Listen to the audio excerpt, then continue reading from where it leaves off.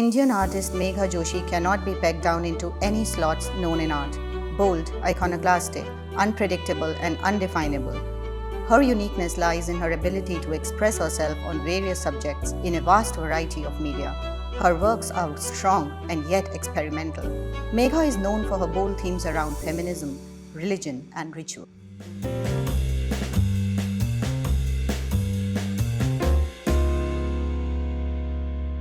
Hello and welcome to this edition of Chaibrary. We are very happy to have with us Megha Joshi. Welcome, Megha. Thank you so much, Jyoti. It's a pleasure to be here. So, Megha, you've had a very interesting career in art and you've also been involved in diverse areas. So, could you tell us about your journey in art? I was very lucky to have sculpture at the school level. So, actually, my introduction to having an artistic practice started very early. We had practicing artists as teachers in our school. And I did sculpture for a 12th board. Like as early as that, I applied to Baroda with a portfolio already, which is fairly rare. Nowadays, it may be more common, but in the early 90s, it was rare. And then, of course, I did sculpture from Baroda. And after that, I came back to Delhi and I did start with the show, but it was very difficult to get a practice going and have any kind of income, which I needed. And I started teaching at a school. And at that time, my friend who was in television was constantly calling me to give advice on set design as a television director. And he would keep saying, we need a Greek Parthenon made. How do I communicate this to the carpenters? What material can I use to make a tree? And then I started just going there to help out as a friend. And I got sucked in, and that's the time the foreign channels were coming into India. And I started designing sets because there was actually nobody else around who had references to the kind of art materials, the kind of visuals and architecture we knew, as well as all the materials that would go into set design. So that's how my thing started. And then for 10 years, I was doing set design and art direction for film and television till I thought, okay, now I'm financially stable, because I don't know, somewhere along the line, I think one just got sucked into it, and it was creative work. And then I came back to my fine art practice, which was very distinct actually in my head, around 2008. So, set designing is very lucrative, actually. It's a very lucrative profession. Complain. And you left set designing Yes. because you felt that there was a call of creativity coming in another direction. Yes. So set design was, it was creative, so it did satisfy some creative urges. Nothing like what a fine art practice does for you. And it was definitely, I moved to that because I needed to have an income. That it was very lucrative is a secondary matter, but even, I would have kept on teaching otherwise, because at that time also it was almost impossible to have any kind of funding for art, and it's very difficult to survive. How does one survive at all, like zero income? So you left your set designing Yeah, and art direction. Yeah, it's enough, but Yes. it's thankfully well settled, and time to get back. It's almost like this, you're getting back to your first love, which you've kind of abandoned for a while. So I felt like that. So how did you go on then? So then I got back. I literally started from scratch, because I was, strangely in those years, quite disconnected from the art community and the art world. I did sketch, I did keep up with materials, but in a very different world. And I was not in the fine arts community at all. And then I went for a residency to Budapest. And immediately after I returned, there was an initiative called Religare Arts, which had an artist in residence program. And they invited me there to be an artist in residence. And I started a lot of works then. And immediately it kind of reconnected you with people who were in Baroda, seniors. There was a writer, Johnny ML. He wrote immediately saying, oh, it's good to see Megha back on the scene. I'd done some installations which he wrote, complimentary things about. And I think one just got lucky and kind of rolled back in after that. It seemed that when you roll back in, there was a very strong focus on gender issues. What was your take? You've been one of the boldest artists as far as so many issues, particularly gender, So actually, gender came very late and by accident, because I think I was I mean, all the women that I've known in my life, the strong women, all, never focused on gender. Like, they were women who just went on with the work they had to do, whether it was academia or art or, in any sphere. It was the work they did as people, and they happened to be women. And none of them, I remember, ever talking about gender. My grandmother, who was a freedom fighter, gender was never a discourse at that point. It was just you get on with the work you want to do. But I had some bad experiences, and when people would say women artists, I used to say, what is this women artist? I actually came from a very, very different mindset. I used to say, your gender should not matter. But there came a point where I just started realizing all I was trying to do is do my work, irrespective of my gender, where gender did matter, because I just couldn't do certain things I wanted to do, because the industries that one works with is very male dominated, the skilled workers one works with. And I had a couple of bad experiences. Apart from discomfort, I had a couple of bad experiences that made me really say, this is ridiculous. My gender is coming in the way of my wanting to do a work. And actually, that's how the first things began in terms of the more very feminist statements that are being called feminist statements. I was always interested in religion and its contribution or relationship with gender. That was ongoing. But this became personal very suddenly. Could you tell us more about this whole idea of religion and gender being interlinked? And so when in a country like ours, when a lot of people do talk about the status of women as not being at par, or world over, but in India there are various tags given to it. The misogyny, the gender gaps, all kinds are very high. One does understand the economic, social sanctions, but I don't think there's enough discussion about the contribution of religion to this. I think the predominant religion it's very easy to talk of the hijab in Islam. That's an easy one. But nobody talks about practices in Hinduism which are directly linked to misogyny. I'm not saying all, but there are definitely quite a few. And so my whole thing was that we have to look at religion and all the the texts that we've read, all the stories that we know, and how they have contributed to our notion of the status of women. You're the pure one, you are the great sacrificer, you are the goddess, you are perfect. So I keep saying, you want to keep women to have no faults. You want to put them on pedestals like goddesses, but so that they can't fall. Every human being needs to make mistakes. You have to let them be. But the minute you try and say women are like this or that, you have given them a status from which you're not letting them move anywhere. So I keep saying religion has informed so much of our attitudes to how we treat mothers, women, wives, and women in general in society. So a city is also telling women how they should behave. If you don't have enough toilets for women, the city is telling women stay home. Very simple, So I keep saying, what does something mean? there was an artwork which was related to. I did one which is called In Search of a Loo, because Yes. in my work, I went a lot to parts like Hariboli, Chandni Chowk and all. And at that time, there were no toilets. There was one under Ghantaghar or something, one toilet about a 2-kilometer walk away in 47 degrees of heat. And men are being left, right and center on roadsides, as you know. So what is this? And I would walk down, and the majority of that area, the workforce is men, and I'd meet some women, and I actually went up to them and said, "Aap kahan jate?" And they were like horrified. I'm asking that question. So if the city is not giving facilities for women, the message I'm getting is, this is not a place you should be out in.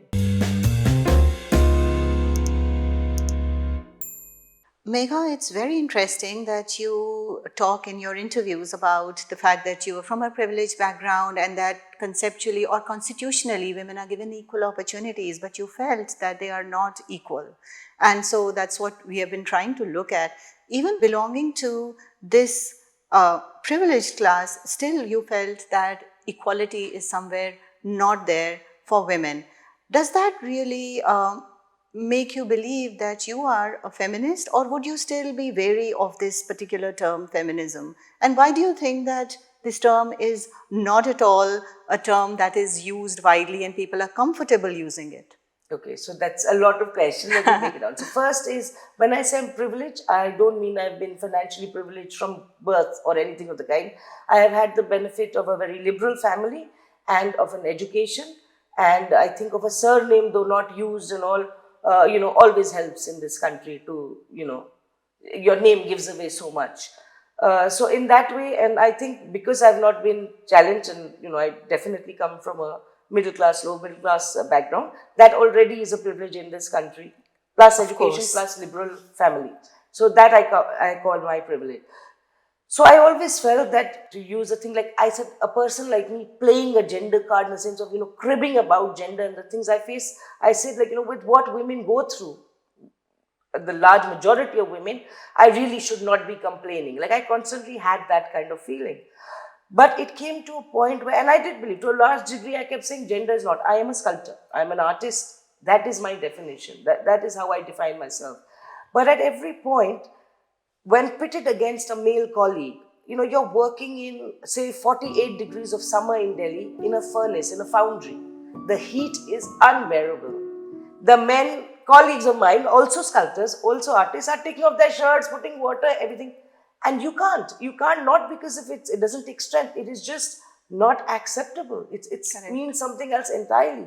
So I kept saying, oh my God, my body is so sexualized that I cannot have equal, in very little matters, same opportunities as my male colleagues. So then you ask if I'm a feminist. Of course, I don't think anybody should shy away from being called a feminist. But I also think that feminism has so many definitions. The people who don't want women to talk will say feminazi and things like that. But there is a more militant kind of fighting for rights. There is a softer kind of feminism where women are saying, irrespective of what we do, we as homemakers, as nurturers, we also are feminists, right? So there are these very, I'll say, misconceptions about what feminism is, Feminism is, and the history of feminism has to be known by everybody. How did it begin? When people were asking for voting rights, we're talking about something as basic as just very equal, having to be able to manage your own bank account, simple things like that. There's a long history to feminism, and that's why we have even any amount of rights we have today. So I keep saying everybody who calls themselves a feminist, everybody should, and everybody should be familiar with the many waves of feminism that have brought us where we are today, and the struggle still remains because it's not an equal world. Yeah, perhaps that's another reason why in India we are not looking at feminism as a theory and as an enabling tool, because in the West, if you see, as you yourself said, feminism has been linked to the voting movement, but in India that was not so. So in India, the trajectory of the women's movement was very different, and perhaps that is why, because of the idea of religion, the idea of Devi and goddess, the idea of traditionalism, uh, a question of women's movement and women's rights has not really gained the kind of impetus that it should have, perhaps. Right. No, there is, yes, I'd say in the Indian context, feminism is of a very different kind because the issues become very different. So there are pros and cons because, while family structures are collapsing the world over, India still has a strong sense of family. But within that, then these feminist discourses come up again. Also because of education. Women were much later in the education spectrum in India. They've got educated much later. So, I mean, there's too many levels and layers to this entire discussion about the points of discussion. But certainly, I feel that religion is definitely one of the areas where we need to discuss women's status as defined by religion in our country. That takes me to your exhibition, which was called I Object, and the idea of objectification and also the idea of objection Correct. to this kind of objectification. Could you tell us something about it? So, in fact, I Object came from, I was not working on that. I was working on a very different show about labor. And again, it was because the experiences I had, it became impossible to work. And I was like, it was so frustrating. And I remember making the statement, I wish I didn't have breasts. And that whole show came from that. And I went into almost a research mode of, what is this hypersexualization of the female body? Is there a hypocrisy? Is it innate? Is there some biological facts in it? And the whole show came with the, mammary gland in focus came about. And that whole show was basically a lot of sculptures and artworks around the female breast. Megha, you said that you had done a lot of research. So, how did this research translate into your works?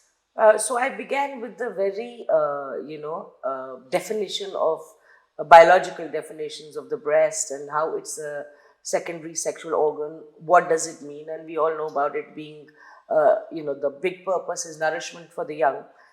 So I went into what anthropologists and biologists first defined the breast as. And it was very interesting that, say, Desmond Morris said that it's actually when ape became Homo sapien, it became the bottoms of the ape for sexual signaling devices. That's the term.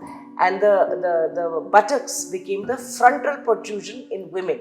So the breasts are sexual signaling devices, much like the lion's mane or the peacock's feather to attract a mate. And that idea just, spurned so many works. If you remember that torso, where I actually took a, classical Greek torso kind of thing and interchained the buttocks and the breasts, which, a lot of people like, what is happening here? Because it was theories like this. And and the whole question became, so if it is a sexual signaling device, that theory was since been debunked and it has moved on. But this whole thing was that how do we turn these signals off? As women with breasts, you don't want a constant signal. We are not signaling mates all the time. I do want to have choice. Where does agency come in this whole thing? So a lot of works were developed based around this, breasts as sexual signaling devices. At the same time, you see a Shah Rukh Khan or a Salman Khan bare-chested on social media. And but obviously women's breasts are completely censored, including mothers feeding their young. And it is the unfairness of that really is bothers so many people. People have been arguing it forever, which came to censorship about social media. So the photographic works I did was censor. One is that they are censors, the breasts are censored as in sensitive censors. And the other is about censorship of, specifically the female body. Yeah, that's very interesting because you are taking a very strong position against the objectification, not just objectification, but also the hypersexualization of a woman's body. And there are also some of your works which are related to this in the sense that you're trying to normalize the female body in some of your drawings. I think the red drawings, if I'm not mistaken. Yes. So you're trying to show the female body as a body and not as an agent of sexual attraction or titillation. Could you tell us something about this? Yes, I think there is, so much of media is a big player on how we view the female body. It's been discussed in art about the male gaze and, the gaze being on women. This discourse has been on for a while. But when social media constantly feeds into this notion that the female body is the sexual one, it is not so much the male. It's not an equal thing at all. So the entire sexualization has been predominantly of the female body, even within our film industries. The item numbers are there constantly. Why are they there? They're for titillation. There is always a little sexual connotation with the women gyrating there and sort of thing. And on the other hand, say something like religion is bringing the purity aspect, that sociologically women's bodies are the site of honor. We have honor killings, for God's sake, and we have rapes as the ultimate transgression on women. That is that worse than death. Where are these notions all coming from? And there are different spheres. So one needs to really look into all of this when one is trying to understand why misogyny is so widespread, why women are not being able to be as free or to, come out of any kind of oppressive situations. One has to study a very large field of different influences that have shaped the conditioning of an entire society. And perhaps your art, your installations, which also looked at prosthetic nipples and areolas, and where you very fascinatingly took photographs of yourself with the areolas stuck all over different parts of your body. That was a very strong statement that you were trying to make. Could you talk about that? Yeah, that was quite a stark work. But so the whole thing is the series of 4 large photographs. There is no breast. But the minute you look at it, I think everybody had a very strong reaction to it, because you see the brown circle. It's on my knees, it's on my elbows, it's on my face. And it's strange that one of those photographs actually got censored on social media. And then I wrote to Facebook and to Instagram and I said, there is no breast here, which was exactly the point of those photographs. There is no breast. What is sexual here? And which part are you going to say? Is it what are you saying? So the breast is sexual, right? So okay, if there is no breast there, you still censored it. And that was censored by Facebook and Instagram? Yes, it was reported. Oh. It said it has been reported and they removed it. But to their credit, they reinstated it when I said this is an artwork and there is no breast actually. But you know, Okay. it just lent more credibility to my own thought of how it's almost like an algorithm even in people's minds. I can understand if it's a computer, algorithm which is kind of looking at it as a breast, but even people are reporting it as nudity and sexual thing, but it's not. I'm wearing a black, thing inside, and it's just my limbs with these things. So it's the whole perception, and so many people said, we also looked at it first and thought it's a sexual work, and we felt so ashamed when we realized, oh my God, it's not. So I had amazing feedback for those works. So I felt it was successful in starting this kind of idea. It was picked up a lot by media and by discussion groups and things. So was there any objection to it? Were people, or did you find a group of people getting angry at this or questioning you? Not at all. I know somebody secretly reported, but on the contrary, I found that it gathered so much support at that time. In fact, where media, newspapers just organically just kept picking up these stories and bringing it, because it's always in context. The work, if women are not going into temples because of periods, it becomes relevant. If when that horrific Nirbhaya case happened, when there is any sexual assault on women, these things get picked up and they become relevant all over again, and because they become a point of discussion. So actually, I was very surprised that newspapers even printed that image. A lot of them avoided the more overt ones, but almost everybody carried the whole discussion about, are we really hypersexualizing women to this crazy degree? I mean, is a breast just a breast? Is it pre-Victorian time? I mean, there's so many discussions around nudity, obscenity, and what is the line between them. Again, takes me to your another very, very acclaimed installation object where you took two blowhorns and you... Yes, actually that was done previously. That was a show called Rare Acts of Political Engagement. RAPE was the acronym for it, curated by Johnny ML at Art Consult, and they had specifically called in this show for as a artist outpouring after Nirbhaya.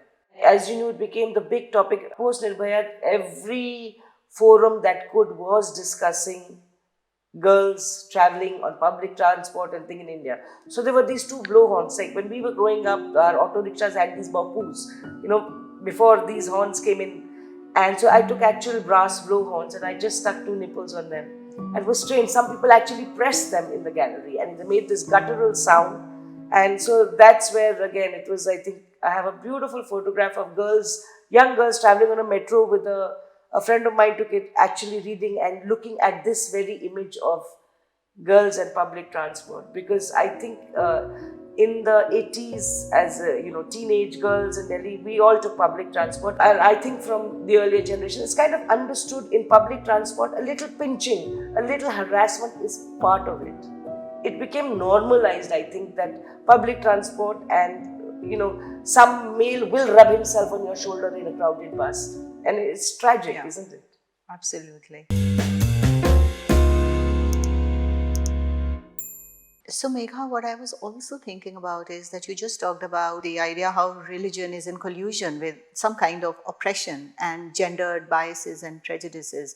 And I am very intrigued with your installations which involved agarbattis, incense cones, and particularly there was one installation that I'm thinking of which had a lot of, I think, thousands of incense cones and a red It's called the wound. The wound, Yeah, right. that's 8 feet, so it has about 40,000 plus little cones. So at the same time, I was also looking at the positives of religion and religious practices. So it was ritual, religion, and gender.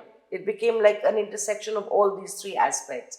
And I started looking at what is the beauty of religion, to be able to focus, to empty out the mind, all the spiritual, beautiful aspects of faith and religion.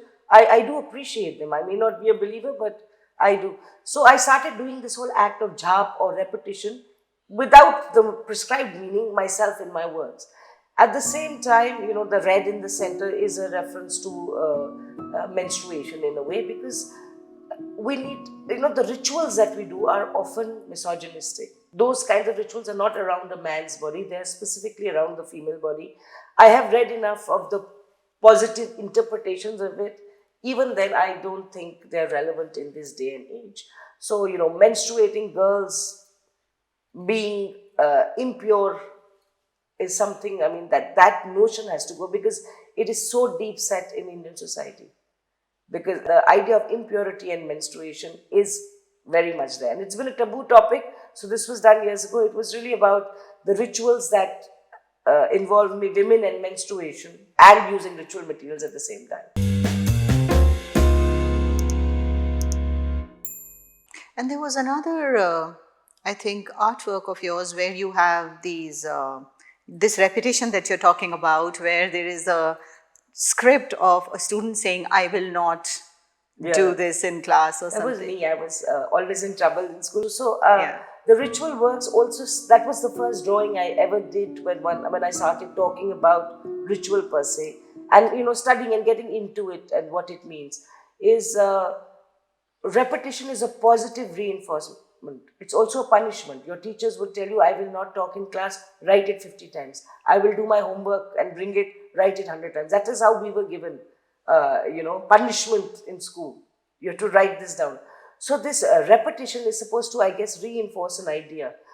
Similarly, when you're doing Ram Ram, Jhap or Namala, it's supposed to reinforce a positive vibe in you. So how punishment or something, what is sacred, what is profane, you can use the same things in multiple ways. Yes, it's very interesting, because the idea of repetition can be used both in a very positive way as well as a negative way. A negative in the sense of indoctrination.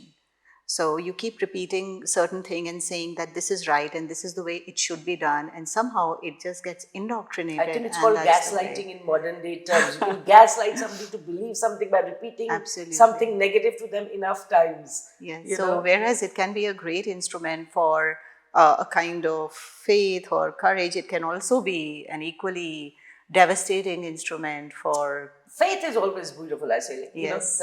The beauty of religion is faith. I think all human beings need faith. So I keep saying, but we need to rescue faith from religion. Religion has morphed into a very ugly thing in many, many places. In many, many practices, it has morphed into something ugly. Faith still remains a very basic human need. It remains a very beautiful thing. We have had the best art, architecture, music from it. We've also had the most horrendous crimes of the world because of religion. So, but we need to really look at it in every aspect and actually reform. Why can't we have reform? Why can't we embrace the good things? But for that, one has to look at it very, very critically also. So, that takes me back to, I think, one of our conversations where you said that you don't believe in God, but you discovered God in nature and when you looked at the corals and the reefs underwater. I was like, definitely there is some, I call myself I'm a complete atheist. I don't believe in God, but I definitely am humble enough to know that, that I or the human thing is not the greatest energy in the world. Let me put it that way. But I remember, yes, my diving experience was absolutely surreal. Like, I was like, if there is this concept of divinity, this is something else. And I saw coral reefs before. Coral reefs are dying now. This is when they were ice. The colors I saw, the shapes I saw was so amazing that it was just a very, very mind-expanding visual, because you've not seen anything like that over ground at all. Trust me. And so I use a lot of the ritual materials then to do these biomorphic forms that mimic coral, which remain ongoing, that remains as a part of it, because I do feel strongly that nature is a very, very big teacher and we have a lot to learn from nature itself. So even when you looked at your incense sticks, or you sort of removed the fragrance from the sticks and made them in a way very, very secular, and then you tried to make a point, or when you're looking at your coral reefs and you're discovering a faith that is not really connected to religion, I can see a kind of pattern here. I'm glad because they're so diverse in mediums and material that I wonder if there are any patterns Yeah, visible. even with your rudraksha, where you meld them in an Islamic design, Yes. one of your artworks, again, I am sort of recollecting.